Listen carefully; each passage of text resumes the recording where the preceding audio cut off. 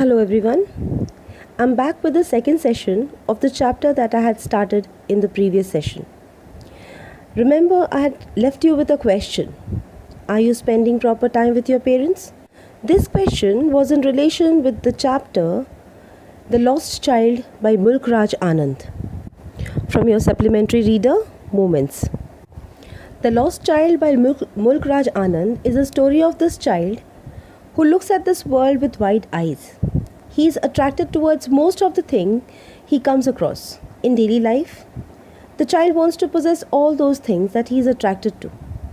But very often, the parents are not able to fulfill the wishes of the child. This may be due to two reasons. Either they are not able to afford it, or they feel that a particular thing that the child is demanding is not good for the child. The child may not understand this and may even feel angry or sad. This is a situation which most of the children come across.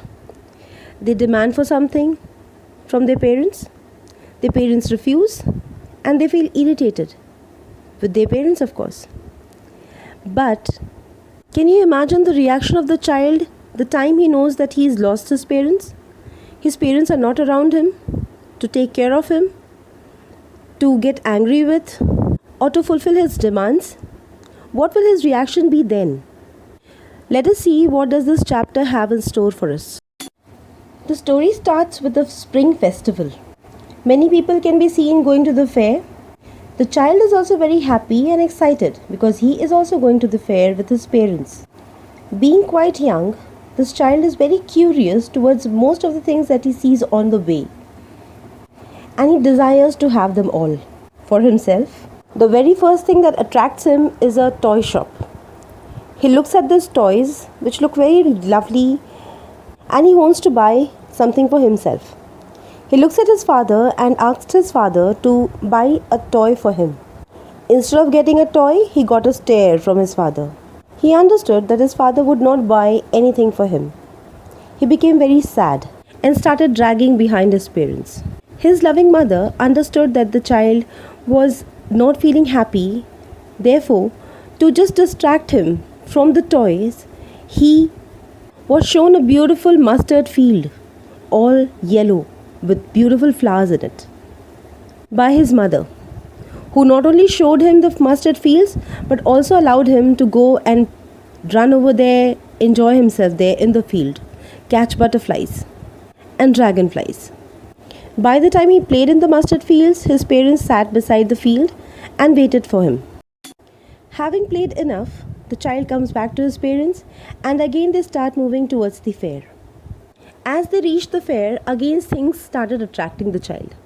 And the very first thing this time was a sweet shop. He wanted to buy his favorite sweet. He also asked his parents to get one for him. But he remembered the stare of his father, therefore he did not wait for the answer. He asked for the sweet and moved ahead without waiting for the reply. The colorful fair was very attractive.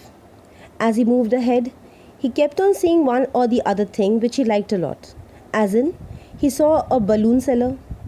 He wanted to buy the balloons also.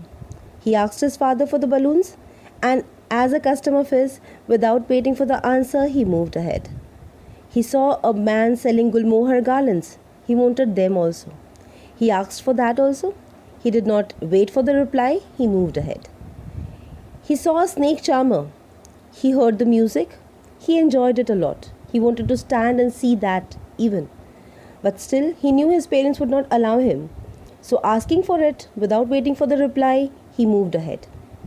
And this time, he reached to the roundabout, the merry-go-round. And he was so much fascinated towards the merry-go-round that he stopped over there and he demanded from his father that he wanted to go and enjoy a ride. He got no answer, neither yes nor no. Therefore, he turned back. And this time, to his surprise, his parents were not with him. He had lost his parents. Where did he lose the track of them? He doesn't know. He cried. He cried a lot. He ran here and there in all the directions. Wherever he could go, he looked for his parents, but that little child couldn't find them. At last, he saw a shrine where lots of people had gathered. Therefore, he decided to go there, thinking that his parents must be there. He entered the shrine. It was very crowded. Somehow he made his way to the front, and where he fell down. He was hurt, but he was lucky that a kind-hearted man heard him crying.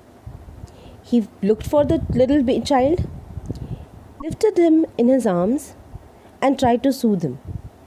And children, can you imagine what did this kind-hearted man do to soothe the child?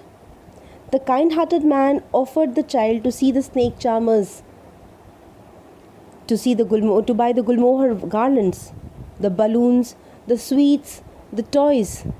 But you know what? The child was this time not interested in any of these things. All he wanted was his parents, because he missed them. Because that was a time when he realized that all these mere objects, like the toys and the sweets and the balloons, had no importance in his life, and something which was important for him was only his parents. That was the time when he realized that he needed only his parents in his life and no other objects which would give him happiness. He cried bitterly, and only for his parents and not for any other object.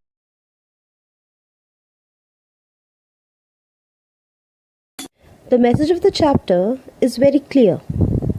During childhood or our youth, we long for so many things we see in our day-to-day life. As the child was attracted towards so many things he came across. But very often, we don't understand the true value of our parents and take them for granted. The significance of parents is only realized by the child when he was lost in the fair, when he was separated from his parents. It is only when we are not with our parents that we realize how important they are for us. Hope the message of the chapter is very clear to you. Value your parents when they are with you. Compare the attitude of the child before and after his separation from his parents. Do you agree that the company of the parents is more important than the things of pleasure? Always remember, if you fail to achieve your dreams, change your ways, not your principles. Trees shed their leaves, not their roots.